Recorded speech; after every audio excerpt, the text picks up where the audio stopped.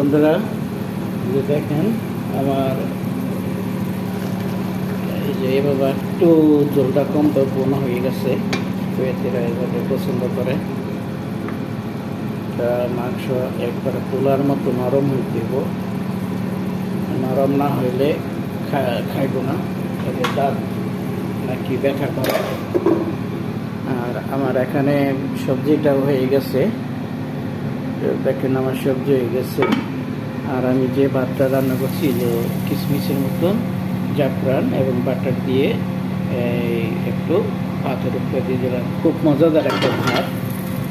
তা বন্ধুরা পাশে থাকবেন। আমার কিচেন রান্নার মোটামুটি শেষ, সবগুলা আইটেম কয়েকটা হয়েছে।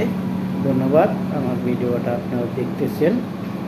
আর এখানে একটা জিনিস আমি সমুচা তৈরি করব, সেজন্য রেডি করে রাখলাম সব কিছু। আলু এদেশের একেবারে নরম, কয়েক মিনিটের মধ্যেই ভর্ত হয়ে যায়। এটা সমুচা তৈরি করব, আলু, গাজর এবং গ্রিন বেজ দিয়ে করেছি।